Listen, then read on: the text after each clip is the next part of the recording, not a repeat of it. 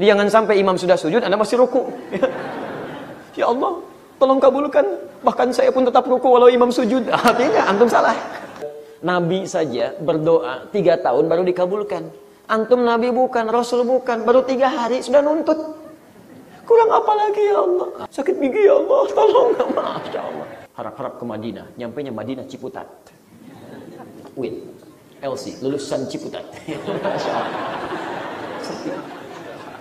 Kalau Anda tidak bisa membaca dengan baik, hanya dibaca pakai akal pesimis, nangis, buang-buang waktu, nggak ada kerjaan, bikin status. Kenapa ya Allah? Nggak ada kerjaan, nikmati, jalani, sudah.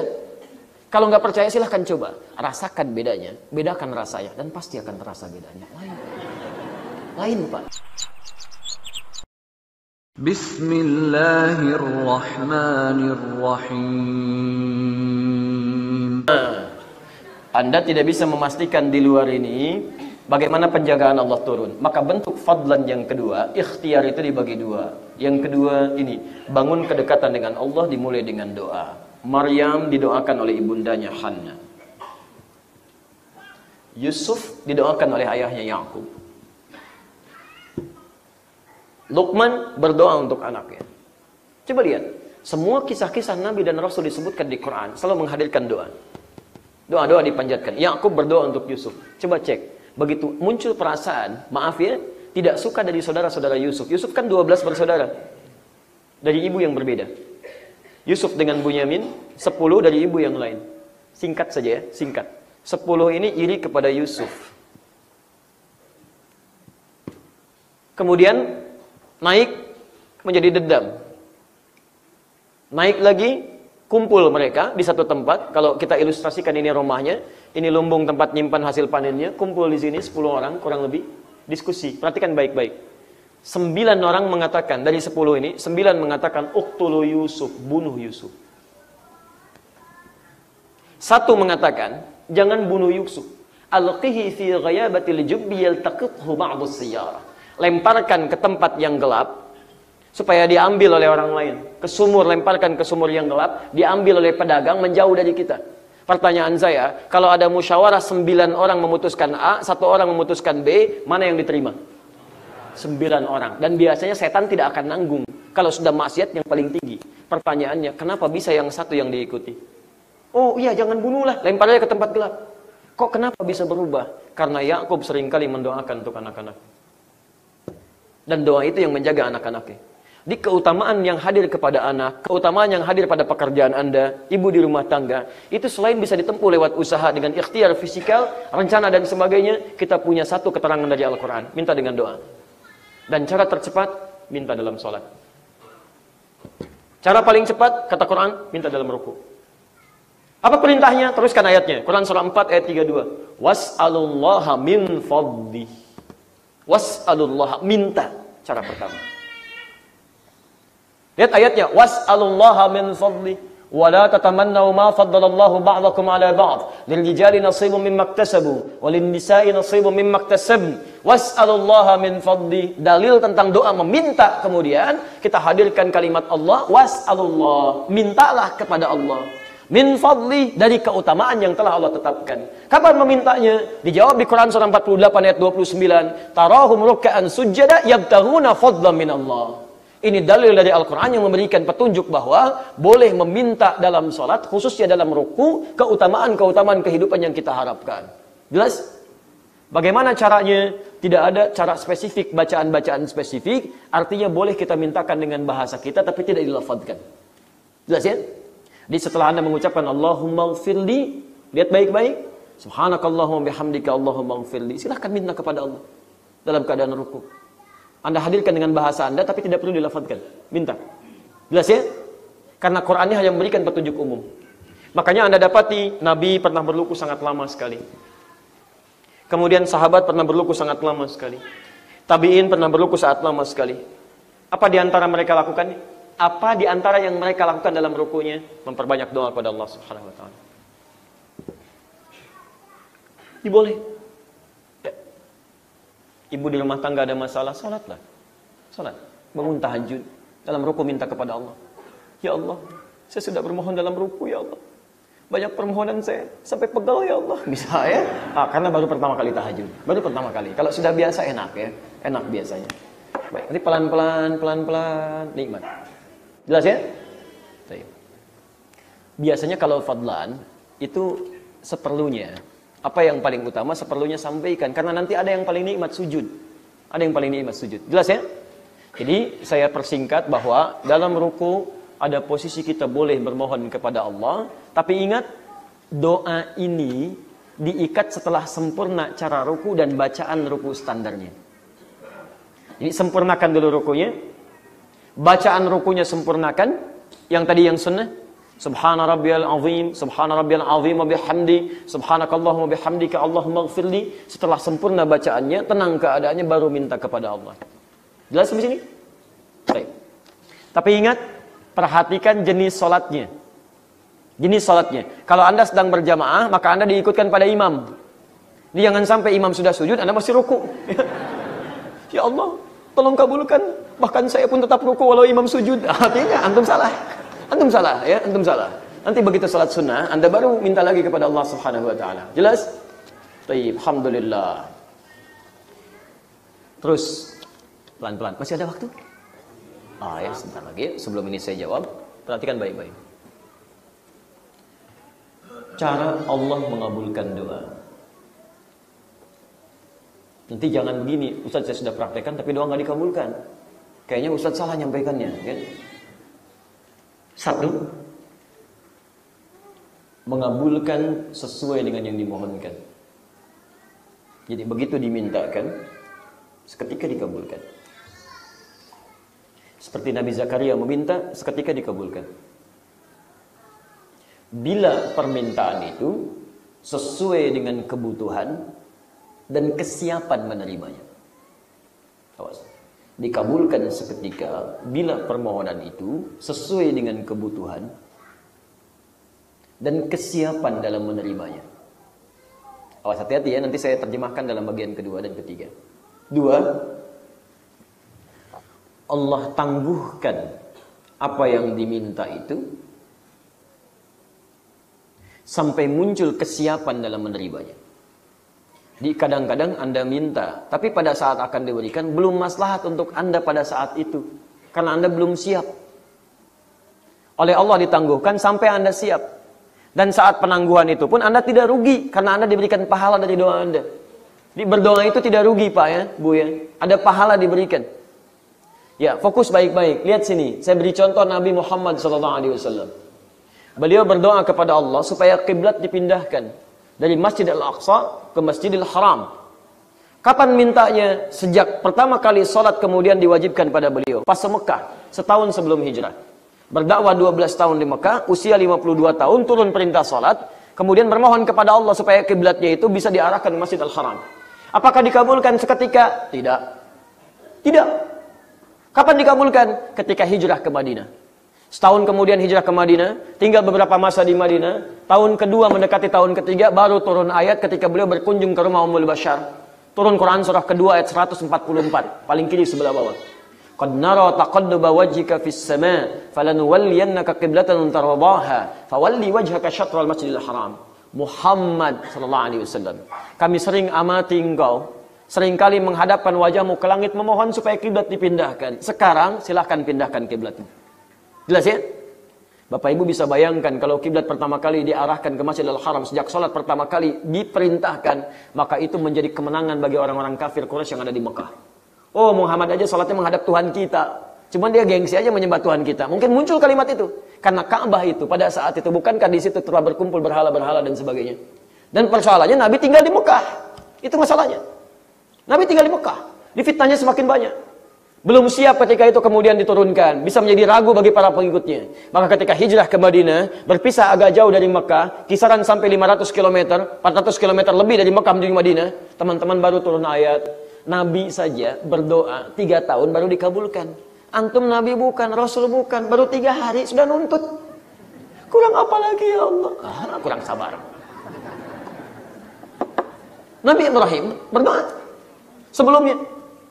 Minta supaya lahir Nabi dan Rasul, lahirnya di Mekah, dekat Ka'bah. Minta tuh. Berdua bahkan, kurang apa lagi, 2 nabi, 2 rasul. Dua-duanya sangat disayang oleh Allah. Gelarnya Abul Anbiya, bapak para nabi. Khalilullah yang sangat dekat dengan Allah. Berdoa, kapan dikabulkan? 30 generasi setelah meninggalnya. Nggak dikabulkan saat itu. Dan uniknya tidak melihat doanya. Maksudnya tidak melihat hasil doanya. Berdoa sekarang dikabulkan 30 generasi setelah kematiannya, setelah wafatnya. Usia ribuan tahun. Kapan dikabulkan? Dengan kelahiran Nabi Muhammad SAW. Kan sering saya sampaikan, bahkan sering saya bacakan di sini. Nabi Muhammad ke Nabi Ibrahim itu 30 generasi. Ayo, masih ingat nggak? Coba diulang.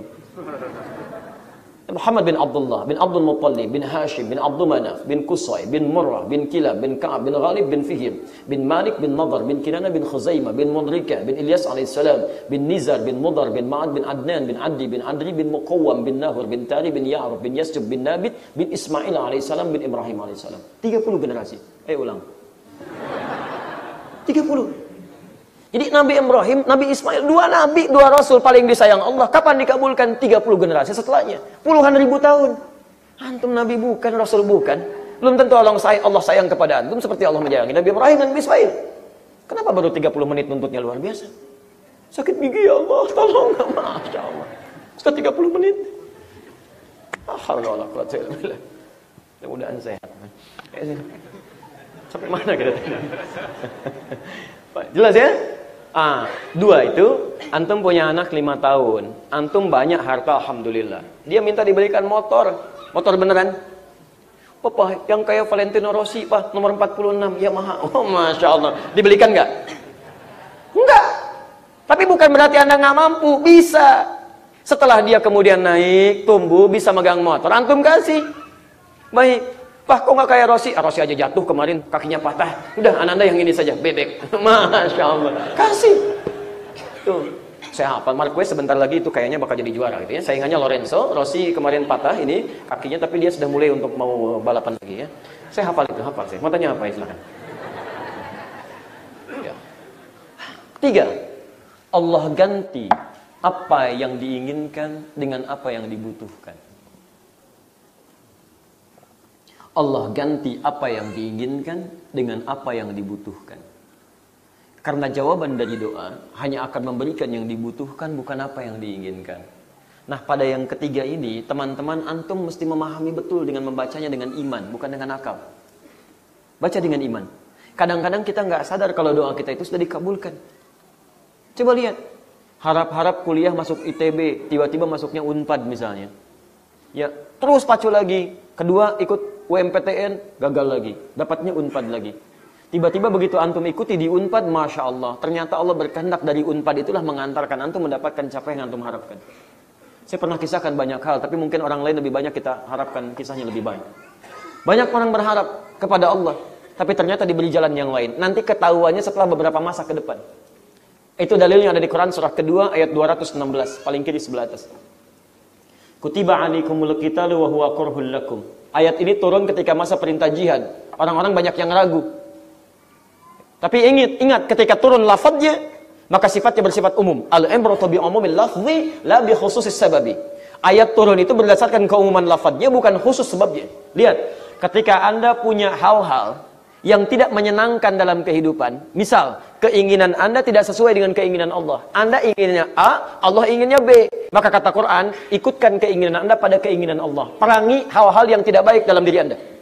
Kutiba alaikumul qitalu wa huwa kurhul lakum. Ayo perangi perasaan-perasaan yang tidak baik. Wajib bagi kita memerangi diri kita. Perasaan tidak menyenangkan, perasaan suudzon, perasaan macam-macam. Hilangkan semua itu, prasangka baik. Asa an takrahu syai'an fa huwa khairul lakum. Boleh jadi yang Anda tidak suka ada kebaikan di dalamnya. Wa asa an tuhibbu syai'an wa huwa syarrun lakum. Boleh jadi Anda mengharapkan sesuatu, di balik itu ada yang enggak bagus buat Anda. Kenapa? Lihat baik-baik. Ini yang paling hebat. Wallahu ya'lamu wa antum la ta'lamun. Perhatikan cara menerjemahkannya. Karena Allah mengetahui masa depan. Ya'lam fi'il mudhari. Present, continuous, future. Allah tahu masa depan, sedangkan kamu tidak. Bapak berharap capaian saya ingin jadi direktur. Tiba-tiba mentoknya di manajer. Kenapa kemudian Allah tetapkan Anda di situ tidak sampai level yang paling tinggi? Anda inginnya pengen direktur. Kata Allah, jangan. Tempat Anda ini nggak bagus. Begitu sampai ke sini lingkungannya nggak bagus. Bahkan olahraganya nggak baik. Akan ketemu dengan yang haram-haram. Diarahkan pada yang tidak baik. Lingkungannya tidak baik. Kamu cukup di sini saja. Kadang-kadang kita nggak baca sampai ke situ. Begitu paham pergaulannya, oh ini rupanya saya di sini. Saya dulu berharap sekali ingin meneruskan ke Madinah. Seperti pernah saya kisahkan dulu. Karena saya sudah mendapatkan pendidikan dari guru-guru Madinah, ada Syekh Afifi, Syekh Sultan, ya, kemudian ada Syekh Faiz dan sebagainya. Saat saya masih di kelas 2 Aliyah, saya dapat pendidikan di Jogja. Kitab-kitabnya masih ada sampai sekarang. Begitu saya katakan pada keluarga saya selesai, saya ingin teruskan ke Madinah. Kemudian keluarga kami diarahkan berikan rekomendasi pada seorang tokoh yang sudah dikenal. Kalau diberikan tanda tangannya tidak akan tertolak. Ikhtiar manusianya. Tapi kalau Allah berkehendak, gak akan jadi. Bom Bali terjadi. Sudah selesai. Harap-harap ke Madinah. Nyampainya Madinah Ciputat. Win. LC. Lulusan Ciputat. Ternyata kelas persiapan. Masuk ada fakultas baru di situ. Kerjasama dengan Al-Azhar Asy-Syarif. Namanya kuliah dirasah Arabiyah, dirasah Islamiyah wal Arabiyah. Saya masuk ke situ. Gurunya ada yang dari Mesir, dari macam-macam. Kalau Indonesia harus dari MUI. Kemudian di situ ada yang harus pakai bahasa Arab pengantarnya. Ada hafalan Qurannya, ada macam-macam. Itu banyak Allah siapkan di situ. 2 tahun ada telepon dari mudir ma'had. Tadi, Anda tolong carikan, ini ada beasiswa ke Libya nih, 2 orang. Baik, insya Allah saya carikan, Pak. Saya cari dapat 1 orang. Ada, Pak, 1 orang, kurang 1. Kenapa nggak kamu aja? Ya sudah, bismillah. Saya berangkat, tadinya pengen lihat saja. Begitu saya berangkat, saya jatuh cinta dengan Libya itu. Masya Allah. Ini yang saya cari rupanya. Buku-bukunya, referensinya, macam-macamnya. Dan Allah antarkan dari situ dulu. Karena saya senang tafsir. Saya cinta dengan Al-Quran. Saya senang tafsir. Ternyata Allah antarkan saya supaya memahami dulu bahasa Al-Quran. Paham bahasa Al-Quran. Dari situ ternyata apa rahasianya? Setahun kemudian, Juli 2006. Teman-teman sekalian, tiba-tiba saya diantarkan oleh Allah kemudian ke Mesir, Al-Azhar. Untuk belajar tafsir langsung dari Syekh Al-Azhar, Tantawi Jauhani. Karena beliau satu-satunya mufassir yang masih hidup pada saat itu. Tokoh dunia. Belajar ke sana. Saya ikut ke Al-Azhar. Saya ikut ke Iskandaria. Begitu saya pulang dari situ, nggak berapa lama meninggal dunia. Kemudian apa yang terjadi? Saya pun ke Saudi. Saya tinggal di Mekah. Saya belajar. Saya lihat ke Ummul Qura. Saya juga ke Madinah. Kemudian setelah itu dipindahkan lagi. Sampai terakhir ke Tunisia. Dalam evakuasi. Pulang ke Indonesia. Antum tahu apa yang terjadi? Kalau saya semula ditetapkan kemudian berangkat ke Madinah, saya tidak akan bisa menikmati bagaimana di Libya. Bagaimana di Tunis. Bagaimana di Mesir. Tapi lihat bagaimana Allah memperjalankan dengan tahu masa depan. Syria, saya nggak sempat ke Syria. Karena fikih Syawah Bazuhaili ada di Syria. Tapi yang paling menarik, beliau datang sendiri ke Libya. Satu majlis bersama, saya ambil ilmunya. Kita di TV bersama. Kami dulu mengisi di Qanat Tawasul. Datang sama-sama, kita belajar, ambil ilmunya. Antum bayangkan, kalau saya berangkat langsung ke Saudi, saya hanya akan dapatkan satu mazhab untuk belajar. Tapi saya datang ke Libya, mazhabnya Maliki. Imam Malik itu, Imam Malik, satu-satunya imam yang lahir di Madinah, tumbuh di Madinah, wafat di Madinah, gak pernah keluar dari Madinah. Mazhabnya menyebar di Afrika Utara. Libya, Tunisia, Maroko, Aljazair itu mazhabnya Maliki. Maka saya diantarkan oleh Allah Subhanahu wa taala ke tempat mazhab Maliki. Mazhabnya Imam Madinah Darul Hijrah.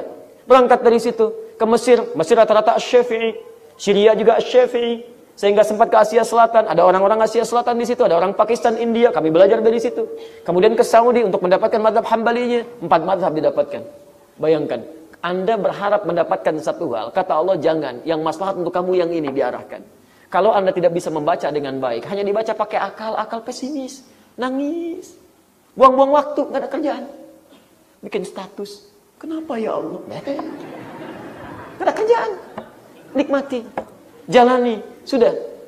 Kalau nggak percaya silahkan coba. Rasakan bedanya. Bedakan rasanya. Dan pasti akan terasa bedanya. Lain Pak. Kapan mintanya? Dalam sholat. Ruku. Minta. Nanti lihat bagaimana cara Allah mengabulkan. Jelas sampai sini? Ketika itu terjadi, rukunya benar, patuh pada Allah, maka Anda akan diangkat oleh Allah Subhanahu wa taala dengan kehidupan yang seimbang. Enak. Pikiran tenang, keadaan nyaman, hidup seimbang. Keadaan seimbang dalam bahasa Arab disebut dengan i'tidal. I'tidal. Makanya diangkat dari ruku ketika bangun, itu seketika tidak disebut dengan qiyam, tapi disebut dengan i'tidal. Hatta ta'tadila qa'iman. Rafa'a ra'sahu minar ruku, bangkit dari rukunya sampai keadaannya seimbang. Ta'tadila qa'iman. Baik, kenapa disebut dengan i'tidal? Apa bacaan i'tidal? Dan apa hikmah dari i'tidal? Itu materi untuk bulan depan. Ya? InsyaAllah. Sekarang saya jawab dulu ini dalam 15 menit ke depan. Itu nyambung Bu, Pak. Gerak tuh, sholat tuh semua nyambung. Dari mulai takbir sampai selesai. Ada kesinambungan di situ. Bismillah. Ustadz, apa ada perbedaan bacaan imam dan makmum di doa iftitah dan duduk di antara 2 sujud? Ada. Mungkin terjadi. Karena memang tidak harus sama. Yang sama itu posisinya. Di ketika imam iftitah, makmum iftitah. Ketika imam duduk di antara dua sujud, makmum duduk di antara dua sujud. Tapi kalau bacaannya itu diberikan keluangan. Karena untuk iftitah saja ada 12 jenis doa. Boleh baca misalnya Allahumma ba'id, boleh baca wajjahtu, boleh baca subhanakallahumma bihamdi, boleh baca subuhun kudusun, dan seterusnya. Boleh baca Allahu akbar kabira, walhamdulillahi katsira, boleh baca a'udzubillahi samil alim minasyaitonir rajim, boleh. Dan Anda kan tidak bisa memastikan apa bacaan imam karena bacaannya disirkan. Imam baca misalnya nggak kedengeran, Anda pengen sama, Mam, kerasin dikit dong. Nggak bisa. Nggak bisa. Jadi itu nggak ada masalah. Imam baca wajah tuh, antum baca Allahumma ba'id, sah dua-duanya. Yang penting posisi sama. Jangan sampai imam iftitah, antum sujud, beda. Jelas ya? Nah, jadi ini nggak ada masalah. Sepanjang alternatif bacaannya ada. Tapi kalau alternatif bacaan tidak ada, cuma satu bacaan, antum jangan cari yang lain. Imam baca Al-Fatihah, antum kulhu misalnya, nggak nyambung. Di imam Al-Fatihah, karena Al-Fatihah cuma satu, antum Al-Fatihah. Tapi kalau ada alternatif silahkan dibacakan. Duduk di antara dua sujud ada dua jenis. Bisa rabbighfirli diulang. Ada yang 7 jenis bacaan, ada yang 3 jenis bacaan, silahkan. Sesuai dengan kadarnya. Wallahu ta'ala a'lam bissawab. Mohon dijawab. Terima kasih. Jazakallah khair.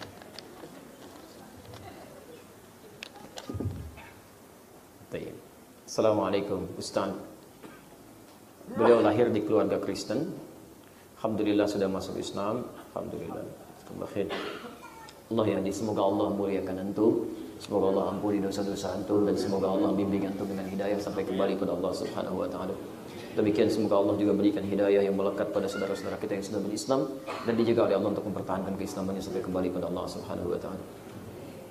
Saya pernah ditanya sama papa, ketika papa sekarat dan waktu salat tiba, kamu pilih mana? Dan jawaban saya pilih salat. Papa saya marah dan bertanya apa alasan saya. Saya jawab, setelah saya salat dan saya berdoa jika Allah mengizinkan papa sembuh pasti sembuh. Tapi papa saya tetap marah. Pertanyaan saya, apa yang harus saya lakukan jika papa saya bertanya seperti itu lagi? Kalau ayah Anda bertanya dalam keadaan demikian, ini masih hidup kan ya? Masih hidup kan jika bertanya lagi berarti masih hidup. Ya, tapi agak repot sekarat gitu kan, sekarang bertanya lagi. Allah khair insyaallah, khair insyaallah. Kenapa kamu sholat? Baik, apa jawabannya? Cari jawaban-jawaban yang bisa memberikan sentuhan hikmah dan hidayah kepada yang bertanya. Itu poinnya. Maka apa diantaranya? Quran surah ke-16 ayat 125. Ini teori dasarnya. Ud'u ila sabili rabbika bil hikmah. Ajaklah orang-orang yang belum paham dengan jalan Rabbmu dengan hikmah. Hikmah itu kalimat-kalimat bijak. Kadang bisa menyentuh kepada jiwa sesuai dengan objek pendengarnya. Misal, kenapa kamu sholat? Pak, dengan sholat itu saya merasa mendapatkan ketenangan. Yang dengan tenang itu saya bisa berbuat lebih baik kepada papa. Sholat yang membuat saya lebih banyak mendoakan papa. Sholat yang membuat saya lebih perhatian kepada papa. Sholat yang mendorong saya untuk berbakti kepada papa. Sampai sebelum saya sholat, saya tidak setenang ini. Dan saya tidak merasa lebih baik untuk berbuat baik kepada papa. Tapi ketika saya sholat selalu mendorong saya untuk berkata yang baik-baik kepada papa. Sholat melarang saya untuk berkata kotor kepada papa. Sholat melarang saya untuk berbuat yang tidak baik kepada papa. Sholat membuat saya untuk memberikan yang terbaik kepada papa. Saya takut kalau saya tidak sholat dan papa larang saya sholat, saya tidak bisa berbakti yang terbaik kepada papa. Cari kalimat yang baik. Ketika sholat saya membaca Quran. Dan di Quran dikatakan jangan pernah bentak orang tua. Di Quran dikatakan jangan pernah berkata ah. Di Quran dikatakan jangan pernah berdusta kepada kedua orang tua. Di Quran dikatakan berbakti kepada kedua orang tua. Di Quran dikatakan berikan yang terbaik untuk orang tua. Saya takut, Pak. Saya tidak bisa membalas jasa papa ketika membuat baik kepada saya dalam kehidupan. Saya tidak bisa paksa papa untuk masuk Islam. Walaupun setiap saya sholat, saya bermenang air mata. Bermohon kepada Allah supaya papa mendapatkan hidayah. Tapi kalau papa larang, saya takut saya tidak bisa memaksimalkan bakti saya kepada papa. Kalau dengan semua itu saya kerjakan, belum juga menyentuh hati papa untuk berislam, tolong katakan kepada saya dengan cara apa lagi saya berbakti kepada papa supaya papa menerima hidayah. Ini lebih baik. Nah, kenapa kamu sholat? Emang kenapa? Oh, gak akan nyambung.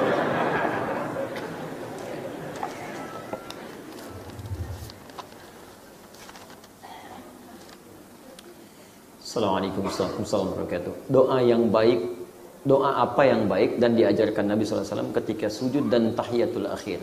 Nanti ikuti saat pembahasan sujud dan tahiyat akhir. Ya? Baik, insya Allah. Antum wajib datang lagi. Ini kelas advance. Kita baru ruku, dia ada sujud. Masya Allah. Ikuti imam ya. Imam ruku, antum ruku. Ya. Ini imam itidal aja belum. Antum udah mau tahiyat akhir. Kadang-kadang manusia. Assalamualaikum warahmatullahi wabarakatuh. Saya baru menikah. Masya Allah ya. Baik. Saya baru dari Lampung, masih cari jodoh. Sampai Tanah Kusir sudah menikah. Alhamdulillah. Mohon saran Ustadz, bagaimana sikap seorang menantu terhadap mertua? Sederhana, berbuat baiklah pada mertua. Selesai. Sudah.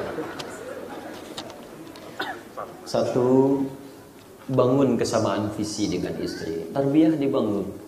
Bangun dulu. Kenali apa hak dan kewajiban sebagai istri dan suami, lalu sebagai anak kepada kedua orang tuanya. Keluarkan ayat-ayatnya. Ya, Quran surah 4 ayat 34 itu untuk mengenal hak dan kewajiban suami istri. Quran surah 4 ayat 19. Kemudian lanjutkan untuk orang tuanya. Quran surah ke-17 ayat 23 sampai dengan 27-nya. Kemudian kalau usianya pernikahan sudah semakin naik, tunjukkan bakti lebih. Kalau sedang gak enak, munculkan suasana Quran surah ke-31 ayat 14 sampai dengan 15 ya. Kalau sudah usia 40 tahun tetap berbakti, hadirkan suasana Quran surah 46 sampai dengan ayat 15 ya. Quran surah 46 ayat 15 ya. Rahmatullah. Apa diantaranya? Satu, Allah. Coba lihat orang tuanya masih hidup atau tidak. Kalau masih hidup, maka coba kompak. Mumpung masih hidup, berikan bakti bersama kepada kedua orang tua. Ya, walaupun berbeda statusnya. Satu ada orang tua kandung, kedua ada mertua. Tapi sama-sama orang tua. Sama orang tua walaupun beda status, lain nilai di situ. Tapi bakti tetap diberikan. Apa diantaranya? Berikan bakti dengan kalimat-kalimat yang baik. Jadi berikan perhatian, berikan doa, telepon dengan baik, kunjungi orang tua, katakan yang baik-baik, minta nasihat. Orang tua senang kalau diminta nasihat. Hebatnya bahkan gak pernah minta. Tapi kalau antum ada rezeki, kirimkan. Walaupun cuman pulsa, cuman macam-macam. Tapi dengan itu semua, Masya Allah, ada kebahagiaan tak terlukiskan. Ma, Anda sedang tahajud. Mama mau titip doa apa? Kenapa kamu bangunkan Mama? Misalnya, Mama baru istirahat. Gak apa-apa, mohon maaf Ma, mohon maaf. Ini karena sayang Nanda kepada Mama. Besok-besok jangan begitu lagi ya. Gak apa-apa, teruskan lagi. Besoknya kunjungi. Maaf Ma, bawa mangga gitu kan, sampaikan. Tidak sengaja ya. Dan seterusnya. Tapi kadang-kadang indah. Ya, memang marah, tapi setelah itu kadang-kadang kepikiran, anak saya sudah tahajud ya Allah, alhamdulillah. Baik. Saya kira begitu ya. Waalaikumsalam warahmatullahi wabarakatuh. Ustaz Adi, saya mau bertanya. Ini kan kertas pertanyaan pasti ya. Bagaimana caranya tetap semangat dalam mencapai tujuan dan tidak mudah bosan menyerah dalam prosesnya? Caranya tetap semangat. Semangat. Ya. Semangat. Sudah. Ayo gitu, semangat ya. Jangan menyerah. Jangan menyerah, semangat. Ayo turunkan ayatnya. Turunkan ayatnya. Pertama, luruskan dulu niat. Luruskan niat. Kalau sudah niatnya lurus, maka setiap menghadapi tantangan, itu kita akan semakin kuat untuk bisa mengatasinya. Biasanya orang-orang yang cenderung menurun semangatnya untuk meraih hal yang didambakan, itu karena niatnya masih belum kokoh. Goyah dia. Antum niat kesini ini untuk ikut taklim atau hanya sekedar ingin numpang datang? Kalau sekedar numpang datang, di perjalanan apa yang dilihat itu yang dicita-cita. Lihat bubur, mah pulang taklim bubur ya. Masya Allah, materi belum selesai sudah lihat bubur. Goyah, kuatkan niat. Setelah itu buat perencanaan. Dengan perencanaan itu maka kegiatan Anda lebih terarah. Setelah itu pelajari tantangannya. Lihat. Karena setiap apa yang akan diraih dari kebaikan pasti akan menemukan lawan sebagai tantangan. Orang yang tidak paham tentang masalah dan tantangan yang akan dihadapi, maka cenderung repot mengatasinya saat dia berhadapan dengan tantangan yang dimaksudkan. Pelajari. Misal, tantangan nilainya ada 3, yang kecil, yang menengah, yang besar. Quran surah kedua ayat 214. Posisi paling kanan sebelah bawah. Am hasibtum an tadkhulul jannata wa lamma ya'tikum mathalul ladzina khalau min qablikum. Apa Anda kira mudah masuk surga sebelum diuji seperti orang dulu yang sukses diuji? Masathumul ba'sa, akan menghadapi tantangan yang ringan. Dharra, tantangan yang mulai berat, menengah. Zilzal wa zulzilu, tantangan yang cukup besar, sampai-sampai Anda bisa mengatakan, ya Allah, kapan ini berakhir? Mata nasrullah, kapan datang pertolongan Allah? Anda mau ke kampus, niatnya ingin ikut ini, fakultas ini, jurusan ini, perhatikan ujiannya seperti apa, soal-soalnya bagaimana, tantangannya seperti apa, dosen yang dihadapi siapa, dan sebagainya. Ketika Anda petakan, mudah menghadapinya. Saya sebelum masuk kampus, saya sudah tanyakan dulu, saya cari belajarnya apa? Apa mata kuliahnya? Siapa dosennya? Bagaimana karakternya? Sampai saya kumpulkan setahun sebelum saya masuk kampus di UIN yang pertama kali, itu saya sudah mendapatkan buku-bukunya. Ini yang mau saya dapati. Bukunya ini, gurunya si fulan, gurunya suka begini, senangnya begini, tidak suka begini, tidak senang begini. Saya kumpulkan. Jadi begitu masuk pelajaran, saya sudah tahu apa yang mau dipelajari. Jadi saya bisa gunakan waktu sisanya untuk mempelajari yang lain. Hadirkan. Saya datang ke Libya. Pertama kali sampai di kampus, saya cuma sampai ke 3 tempat. Satu, di mana tempat saya tinggal, asramanya mana. Kedua, di mana masjidnya, supaya saya bisa atur waktu. Kapan saya ke masjid, jam berapa kemudian saya sholat, berapa jeda jauh antara saya dari tempat tinggal ke masjid, berapa jarak jauhnya, kalau saya jalan berapa kecepatan saya mesti jalan sampai di tujuan dan sebagainya. Sampai saya hitung. Karena jaraknya cukup jauh. Jarak kami dari kampus, kan itu satu kompleks semua. Jarak flat saya, tempat tinggal, itu ke gerbang utama, itu sampai hampir 1 kilo, 700 meter. Jarak ke masjid 500 meter. Jadi saya harus bisa petakan kapan saya bangun, kapan saya berangkat. Kalau saya telat kemudian, maka akan dapat konsekuensi yang tidak menyenangkan. Minimal saya terlambat dari jamaah. Minimal saya tidak mendapatkan kenikmatan masjid dan sebagainya. Lalu 2, ya, tempat sudah, masjid sudah, ketiga kelas dan perpustakaan. Di mana kelasnya, di mana perpustakaan. Begitu saya masuk perpustakaan, saya sudah petakan kitab apa yang ada di sini. Berapa ruangannya? Ada 4 ruangan. Ruang 1, ruang 2. 1 untuk bahasa dan sekitarnya, 2 untuk ulumul Quran. Yang ketiga untuk referensi umum, yang keempat untuk tesis, disertasi, dan skripsi. Jadi begitu kelihatan, kita ketahui mana kitabnya, mana tempatnya, posisi mana dia ada, apa yang dibutuhkan. Jadi begitu kita memerlukan referensi, kita sudah tahu kemana kita mesti masuk dalam ruangan ini. Baik. Itu diantaranya. Jangan menyerah. Semangat. Ya. Nah, kalau sudah tahu, rencanakan dengan baik. Ada tantangannya apa? Setelah itu bikin perencanaan. Tantangannya ada di Quran surah kedua ayat 214. Jawabannya ada di Quran surah ketiga ayat 142. Posisi paling kiri sebelah atas. Lihat. Ketika Allah menyampaikan tentang tantangan, letak di mushafnya Quran surah kedua. 2. Ayatnya 214. Posisinya bawah. Ketika Allah hadirkan cara mengatasinya, ini tantangannya, solusi untuk mengatasinya, Quran surah 3. Ketika sudah hadir solusi, naik dari 2 jadi 3. Ayatnya, ini tantangannya dirubah, diakhirkan. Jadi 142. Quran surah 3 ayat 142. Ya. Kadang-kadang tidak ada hubungan, bukan ingin mencocok-cocokkan. Tapi dalam kondisi tertentu yang paling indah adalah, kok kayaknya enak banget ngelihatnya gitu. Begitu ada tantangan, 214. Begitu ada solusi, 142. Begitu dihadirkan, ayat awalnya sama. Yang ini am hasibtum an tadkhulul jannah, yang ini am hasibtum an tadkhulul jannah. Yang ini tantangannya masathumul ba'sa ringan, dharra menengah, maaf zilzal tinggi. Yang ini solusinya. Hatta ya'lamillahu alladhina jahadu juhdun. 1, usaha. Disebutkan kata jahadu dari kata juhdun. Juhdun dibagi 3. Pertama, usaha dalam merencanakan disebut dengan ijtihad. Misal, saya mau ke taklim. Taklimnya apa? Siapa gurunya? Siapa yang mengajarkan? Apa materinya? Saya butuh tidak? Jam berapa taklimnya? Dimulai jam 8. Rumah saya di mana? Saya di Bekasi. Mau taklim ke Tanah Kusir. Baik, berapa jarak Bekasi ke Tanah Kusir? Misal 40 km. Baik, macet tidak? Lewat mana? Lewat Jor atau dalam kota? Kalau lewat Jor, di mana posisi macetnya? Di mana keadaannya? Maka saya putuskan berangkat jam sekian. Setengah 7, 6.30 saya berangkat. Baik, begitu tiba, sekian. Ini namanya ijtihad. Merencanakan sesuatu. Begitu sampai, ustaznya nggak datang. Ustaz. Baik. Alhamdulillah, karena niatnya lurus, dia nggak akan peduli. Mau datang, mau tidak, saya mau taklim, bukan ingin ketemu ustaz. Ingat, niat yang lurus awal tadi. 2. Ketika ada rencana, maka aktualisasikan, praktekkan rencana dengan aksi. Namanya jihad. Jihad itu perjuangan fisik. Jihad bukan sekedar Anda berjuang, keluar bawa senjata, tidak. Anda dari rumah ke sini sudah berjihad. Suami yang mencari nafkah sudah jihad. Istri merawat anak itu sudah jihad. Jihad luar biasa. Jadi jangan cuma jadi konseptor, konsepnya rencana banyak. Nanti malam tahajud ya mah? Iya pak, bangun jam 3 ya? Iya, pas bangun jam 6. Karena rencana cuma rencana, nggak ada aksinya, nggak ada. Tuangkan rencana dalam bentuk aksi, bangun jam 3, tantangan kita suka kesiangan, pasang alarm mah. Seperti biasa, 3 kali. 2.15, 2.30, 2.45. Alarm pertama, 2.3. Alarm pertama, mematikan alarm kedua. Alarm kedua, matikan alarm ketiga. Alarm ketiga, siapkan air. Tapi, kenapa air? Hadis Nabi. Masya Allah. Allah menyayangi seseorang suami memercikan air di wajah istrinya untuk bangun tahajud. Seperti Allah merahmati seorang istri yang memercikan air di wajah suami untuk bangun tahajud. Masya Allah. Praktekkan. Kalau ada rencana. Ada rencana. Kalau tidak ada rencana, jangan main-main ya. Ibu bangun, bapak masih tidur. Masya Allah. Hadis Nabi, gayung. Luar biasa. Masya Allah. Kenapa mah? Hadis Nabi pak. Luar biasa. Awas, jangan bawa-bawa Nabi, antum yang salah Nabi yang disalahkan. 3. Mujahadah.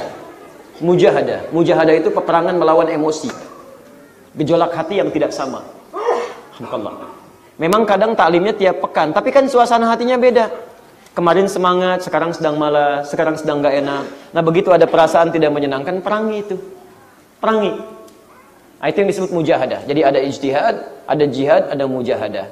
Yang terakhir, wa ya'lamas sabirin, dan sabar dalam menjalaninya. Karena orang dulu pun begitu ingin surga, sabar. Antum kalau ingin surga, sama kayak orang dulu, akan ada ujian. Jangan cuma enaknya aja.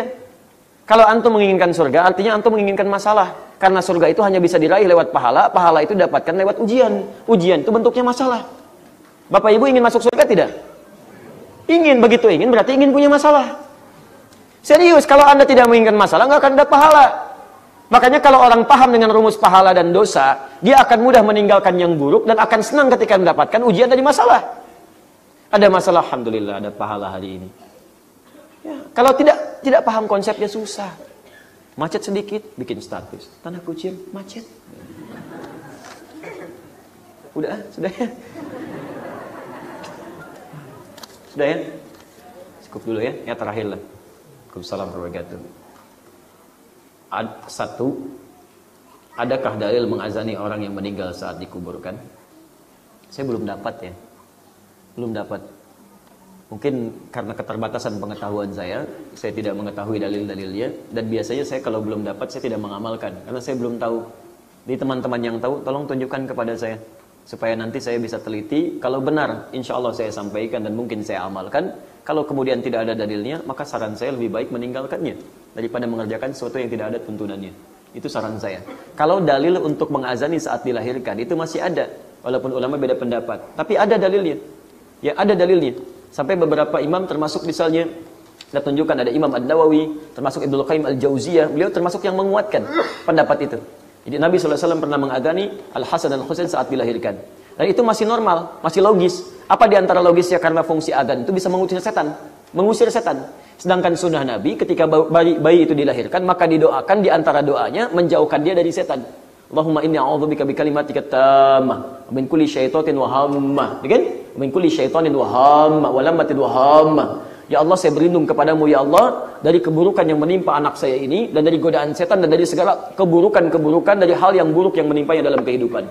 Dijauhkan dari setan, sedangkan fungsi adzan itu mengusir setan. Coba lihat di Abu Dawud nomor hadis 666. Idza udzina, kalau adzan dikumandangkan, fafarra syaitanu wa alaihi dhurat, maka setan itu lari sambil terbirit-birit. Jadi kalau adzan berkumandang, setan lari.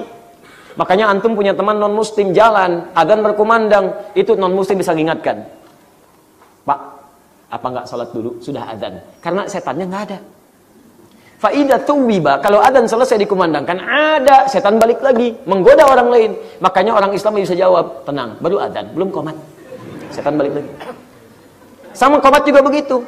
Sampai Anda akan sholat, saat akan sholat biasa, tapi begitu takbir kata Nabi, uzkur kada, uzkur kada. Setan itu akan berkata, ingat ini ya, ingat itu ya. Nggak percaya, silahkan nanti saat zuhur. Begitu Anda takbir, di benak Anda akan muncul banyak hal yang akan diingat. Ingat ini, ingat ini. Sampai ada juga ingatan, ingat kata Ustadz Adi, setan itu menggoda, padahal setan. Begitu goda. Hatta la yash'urul musalli kam raka'atan yusalli. Sampai ada orang sholat tidak sadar berapa rakaat sedang menunaikan sholatnya. Itu kata Nabi. Makanya ketika Maryam dilahirkan, bapak ibunya berdoa. Quran surah ketiga ayat 36. Wa inni sammaituha Maryama wa inni u'idzuha bika wa dzurriyyataha minasyaitonir rajim. Jadi kalau dalam saat keadaan dia masih hidup, baru dilahirkan, itu kesunahannya ada. Walaupun ulama beda pendapat, tapi nggak ada masalah. Anda mau ngamalkan silakan, tidak juga nggak ada masalah. Karena fungsi adzan itu satu mengusir setan, kedua memanggil orang sholat. Makanya diperdengarkan kalimat-kalimat thayyibah supaya dewasa saja terbiasa mendengar kalimat itu. Tapi kalau sudah meninggal dunia, orang meninggal dunia itu, maaf, satu, sudah nggak sholat lagi. Makanya ketika antum adzan, dia nggak akan dengar untuk sholat. Nggak ada. Yang kedua, setan nggak goda orang meninggal. Nggak ada kerjaan setan godain orang meninggal. Masya Allah, sudah meninggal masih digoda juga. Setan itu punya masalah itu. Ya, stres setannya itu. Jelas ya? Jadi kalau saya pribadi, saya tidak mengamalkan itu. Tidak mengamalkan. Dan bagi yang mengamalkan, coba saya sampaikan dalilnya, nanti saya coba lihat ya. Kita harus objektif menilai. Kalau memang ada dalil, kita perhatikan, kita lihat. Kalau kekuatannya sahih, bahkan sahih sekali, ya kita bisa amalkan. Kalau misalnya di bawah itu, misalnya lemah, bahkan maudhu, bahkan palsu, ya kita tidak usah amalkan. Ya, jadi tidak usah repot-repot. Jangan takut kehilangan fadilah. Jangan takut kehilangan fadilah. Fadilah itu justru ada ketika kita berpegang pada tuntunan yang benar, dalil yang kuat, dan kita yakin dalam mengamalkannya. Paham? Cukup dulu ya. Cukup dulu, saya harus teruskan dulu. Sementara waktu teman-teman ada hak teman yang lainnya. Saya mohon maaf barangkali untuk yang ini nanti saya jawab kemudian ya, dalam pertemuan yang lain. Insya Allah nanti dikabari melalui media Khair TV bahwa pertama nanti akan ada hari inspirasi Al-Quran dalam waktu dekat ini kita undang, tapi mungkin tempatnya di Bekasi. Kita akan ajarkan bagaimana cara cepat menghafal Quran, membentuk keluarga Qurani, dan kita akan membagikan mushaf di situ kurang lebih sampai 2000 mushaf nanti. Ya, gratis. Insya Allah kita tidak akan adakan biaya di situ. Nanti mudah-mudahan sebelum berangkat ke Oman kita coba adakan itu semua supaya kita bisa maksimal. Yang kedua, bagi yang sudah terdaftar untuk mengikuti kelas pengkaderan ulama, program kader ulama, ya, kelas PKU, maka nanti silahkan hari Sabtu kami sudah siapkan tempat tinggal untuk bisa ditempati. Hari Ahadnya untuk penyesuaian kami tanggung insya Allah untuk akomodasinya, tempat tinggalnya, makan minumnya, bahkan nanti tiketnya kalau jauh kami ganti. Kalau ada pekerjaan yang memang lulus seleksi, pekerjaan misalnya menghasilkan sesuatu, kami akan ganti hasil selama per bulannya, sehingga nanti kami kirimkan pada keluarganya supaya suaminya fokus belajar saja. Ya, tapi mohon maaf itu kami sudah hadirkan seleksi dan saya tidak tahu apakah masih ada kuota atau tidak. Kalau masih ada nanti kami sampaikan, kalau tidak ada kami tutup, ya. Dan ada kelas yang kedua, kelas basic, itu untuk 20 orang. Nanti juga kami sampaikan, kelasnya cuma Sabtu Ahad untuk yang itu. Insya Allah kelasnya kerjasama dengan MUI. Nanti juga ada kunjungan ke MUI, kita belajar cara merumuskan hukum, mempelajari tentang sistem ormas-ormas di Indonesia, sehingga nanti ketika merumuskan hukum, kita sudah paham tentang metode dakwah, khususnya di Indonesia ini. Saya kira itu yang bisa kami sampaikan. Demikian, subhanakallahumma wa bihamdika asyhadu an la ilaha illa anta astaghfiruka wa atubu ilaik. Wa akhiru da'wana alhamdulillahirabbil alamin. Ma'fu minkum. Assalamualaikum warahmatullahi wabarakatuh.